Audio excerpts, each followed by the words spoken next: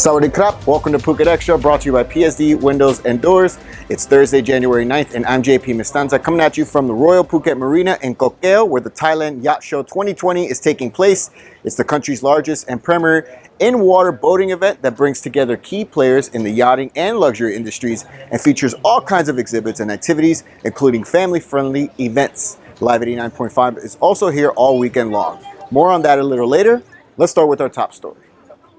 A Turkish man remains under investigation as a possible suspect involved in the death of a 28-year-old Thai ladyboy who fell from the 7th floor balcony at a hotel in Patong on Tuesday night. The incident took place at about 11 p.m. on Tuesday night in a driveway between buildings off Rachutit 200P Road as rescue workers found the body of 28-year-old Alpino Kao face down on the ground with severe head trauma. Police say the Turkish man and a friend they met the victim and another woman on Bangalore Road earlier that evening before going back to their hotel rooms. At this stage, several versions of the story were told to police, who have yet to verify any of the claims made, and it's unclear what exactly happened, and they're also investigating possible murder. Police also declined to confirm whether they considered the unnamed Turkish man to be a flight risk. The investigation is ongoing. Fine dust pollution exceeded the safe threshold in 45 of the 48 areas of Greater Bangkok today, with the worst in Bangkok's Bangkok district, according to the Pollution Control Department.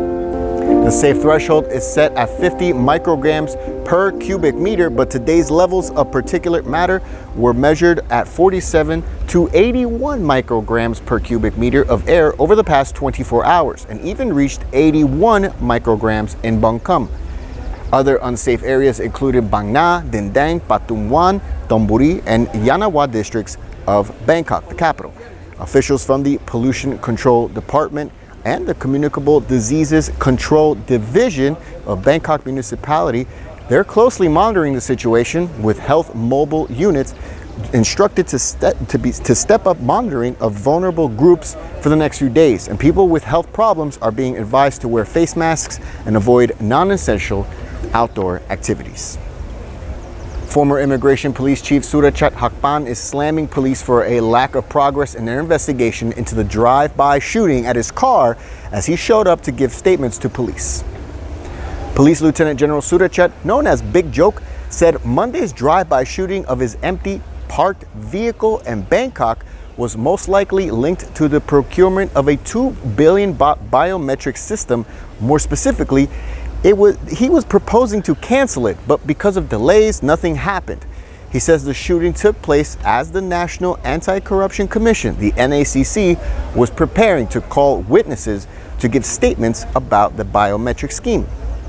A probe is now underway into the alleged irregularities in the biometric system's procurement, but earlier, some had suggested that Big Joke himself had the shooting arranged to keep his name in the headlines, something he vehemently denied to reporters earlier today and also yesterday. Meanwhile, police are still gathering evidence of the shooting as CCTV cameras caught the gunman opening fire at his car on Suvarnabhumi Road in Bangkok's Bangkok district on Monday night, with police saying they are still gathering evidence to determine the official motive, despite Big Joke's claims about the link to his opposition to the biometric system. Phuket Extra will be right back after this.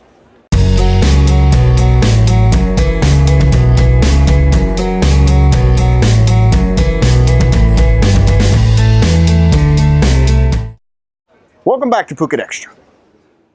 Ongoing attempts to halt saltwater intrusion in the Chao Phraya River have come at a hefty price: the collapse of paddy fields in Ayutthaya province. Most of the rice fields there are already withering, and the government has now banned farmers who are growing off-season crops from using water from the Chao Phraya and Pasak rivers from January 20th, saying over 320 hectares of rice fields will be doomed by the lack of water. Meanwhile, Royal Irrigation Department, the RID, their officials are conducting water hammer operations to increase river flow in the Chao Phraya in a bid to drive out seawater intruding from the Gulf of Thailand, with more possible intrusions expected during two, quote, king tides from January 13th to the 14th and January 26th to the 27th, according to officials. Narathiwat Provincial Police Chief yesterday said any officers found to be involved in the theft and selling of crystal meth seized by police would face disciplinary and criminal action. He was responding to allegations that crystal meth confiscated in early November last year in Narathiwat's Sungnai Kolok district had been stolen and sold by police. About 300 kilos of the drug, also known as ya ice, it was seized, but only 90 kilos of that was reported to the media. And that's it for today's Phuket Extra, brought to you by PSD Windows and Doors. For safe, secure, and soundproof windows, visit pvcphuket.com. The Thailand Yacht Show returns to the award-winning Royal Phuket Marina for its 5th edition, showcasing a spectacular display of yachts, marine equipment, lifestyle products, and more, with so many events and family-friendly activities as well. It's taking place from today until Sunday, January 12th at 6 p.m.